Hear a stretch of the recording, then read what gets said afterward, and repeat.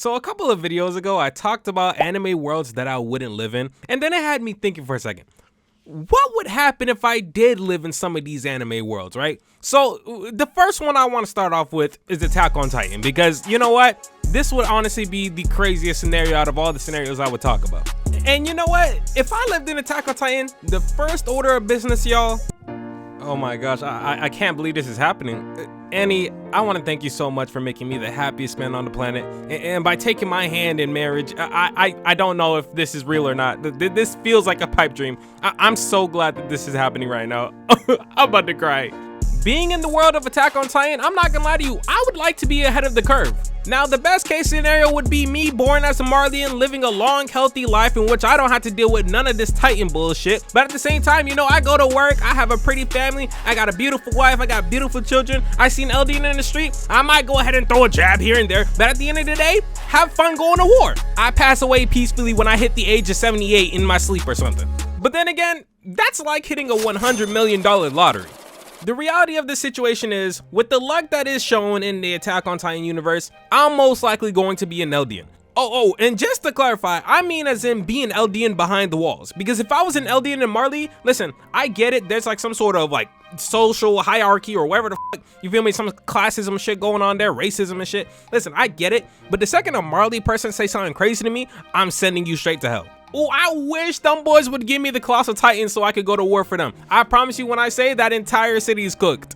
Then again, they do already think the Eldians are monsters, so me blowing the place sky high probably ain't the best idea, but hey, you live, you learn. Anyways, I'm getting sidetracked, but let's say I was an Eldian born behind the walls. I think one of the first things I might do when I get to the right age is join the Survey Corps. Specifically so I know where the f not to be when shit starts to pop off. I'm not joking, when we're in those briefings, I'm going to be listening very intently.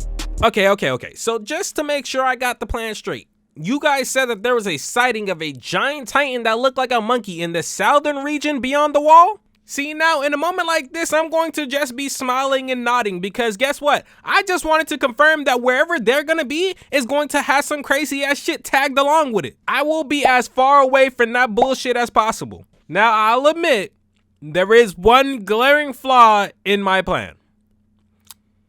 See, if a Titan were to randomly just appear out of nowhere, then... That's all, folks. Now, assuming this isn't the Colossal Titan showing up and literally blowing away an entire city and I die immediately, I'll admit, my first course of action, I'm gonna start chucking people in front of Titans. I'm gonna be honest with you. I mean, let's all be honest for a second. Most of the people who are in Attack on Titan are literally only there to be eaten anyway, or to be stomped on. So I might as well speed up their character development. And don't look at me like that. If it comes down to it, it's either them or us. And I'm choosing us 100% of the time. I mean, unless you want to get thrown to the Titans too. Anyways, getting back on the topic of throwing people under the bus.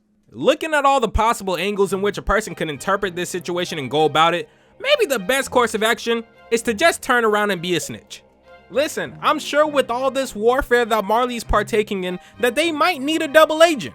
And look, before you lecture me, I get it. The things the Marleyans were doing, that stuff was definitely falling underneath the terms of service for war crimes. But I mean, at the end of the day, I'm not here to judge good and bad. I'm doing this for us, y'all. Would you rather not survive in AOT? Listen, you know, if you guys are gonna sit there and judge me for everything I'm deciding to do, then you guys don't got what it takes to survive in this world, okay? What would you rather me do? You rather I not help them? You rather I settle down and become some sort of fucking farmer or something? I'll start a little family so when the Colossal Titan comes around, I'll turn to my kids and be like, well, kids, we're as good as cooked. And even though we've only been given 3 minutes of screen time to show that we're a happy, loving family, I feel as if I've known you guys all my life. Well, all your life. Oh, and don't cry about your mother. She was only written into the show to get eaten. At this point, y'all, I don't know what to say. I think the only way that somebody could survive this is by doing something absolutely heinous, something absolutely diabolical, and in some way go ahead and attribute it to wanting to save the world in some way, and that makes it morally right, I guess, because the ends justify the means, you know? But what type of horrible act would I need to do in order to... Wait, I got an idea. Hear me out for a second. Assuming I was born an Eldian, what if I found the holder of the founding Titan powers and I stole it from them? Okay, y'all still with me? Now in this scenario, and bear with me now, in this scenario, I would have a son that in no way, shape, or form is allowed to express his unwillingness to go along with this plan. I would then proceed to inject him with Eldian spinal fluid. Hold on, step back now, let me cook. And then allow him to eat me so that in the future, he could possibly use the founding Titan powers to save the world. Absolute fucking cinema. Y'all niggas acting like I don't do this shit. I'm really like that.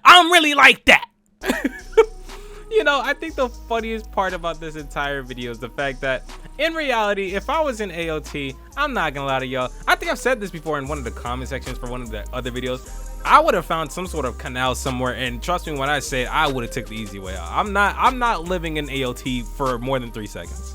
And you know, on that one video about the anime worlds I wouldn't live in, I saw a lot of people talking about moving in, like more into the walls, like, you know, like closer to the center. And I was just thinking to myself, you know, if you guys want to do that, honestly, I can't blame you. You feel me? Have fun. You know, I'm gonna root for you guys. When I go ahead and I meet God within those first 3 seconds of me spawning into that world, when I meet God, I'm gonna go ahead and I'm gonna click on that spectation mode, and I'm gonna come down and I'm gonna watch the whole situation, see how you guys get about doing your lives. You feel me? I definitely wish the best for you guys, by all means. Anyways, I hope you guys enjoyed the video, and you know, it's funny because this video probably won't be the only video in the series. I actually want to keep doing this. I love this idea of like putting myself in these anime worlds and talking about what's gonna happen like when I'm in there. But yeah, I might do that. Like that one video about anime worlds I wouldn't live in spawned this idea, and so I might keep doing it in the future. But regardless, hopefully you guys enjoyed the video. If you did, leave a like, subscribe to the channel, join the cult, join the family. We love y'all. We want some new members, and yeah, I love you guys. I'll see you guys next week, and no intros, no outros. I'm out.